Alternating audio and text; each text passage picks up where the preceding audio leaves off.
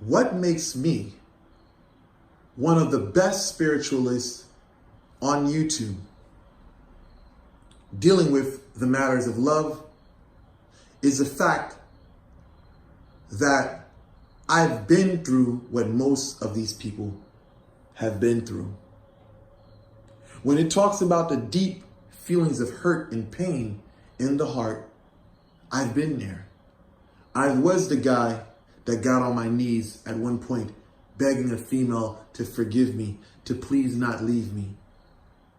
I was the guy living under a female that was successful, with no job, stealing her money, eating her food, not putting a dime into the rent or into the electricity.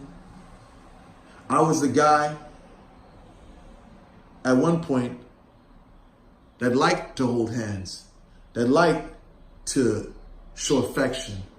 I was the guy also that would bring women into my girl's apartment and fuck them while she was at work.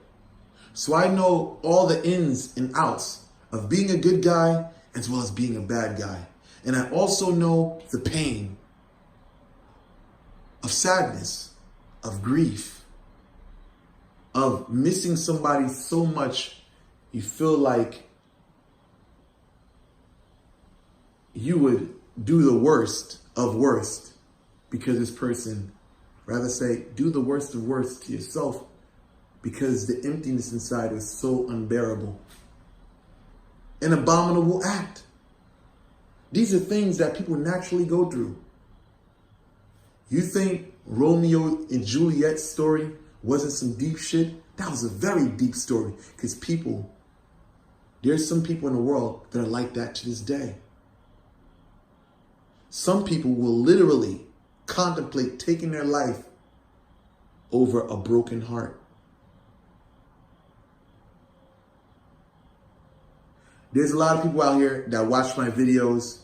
They try to copy everything that I do, but they don't understand that in order to apply my techniques, or in order to gérer, or to guide some people, you have to have walked in their shoes. You can't be someone that has just been in just one situation for 20-something years and think that you can just guide people in different situations, domestic violence situations. How can what do you know about domestic violence? Have you ever been into it? Have you ever had restraining order put on you? Have you? So how can you talk to people with these real situations? How can you talk to people who are going through the nonsense of arguing back and forth? How can you relate to these people, or fighting physically? How can you relate to these people? In order to do spiritual work, you have to be a realist. You can't be someone that, my crystal ball, my gemstones, or I'm going to burn a candle, I'm going to beat these cards and see what the fucking spirit says. Because it's not that complicated. Some things in life is about fucking experience. There's many spiritualists I hear to this day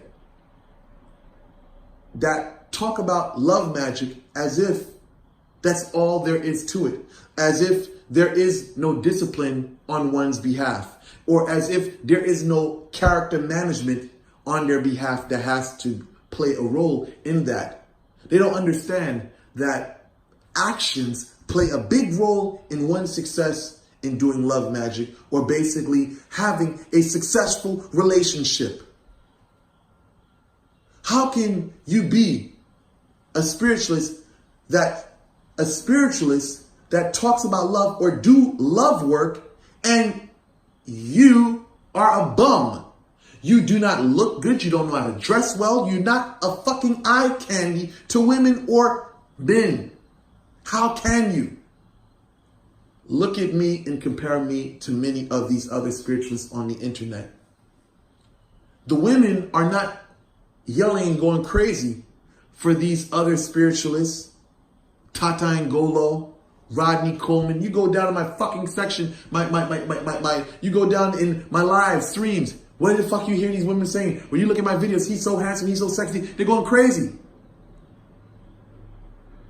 How can these unattractive people tell people how to become attractive, how to attract love into their life, or whether it's lust?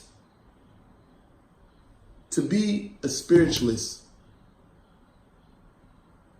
in the realm of love, you have to have experience.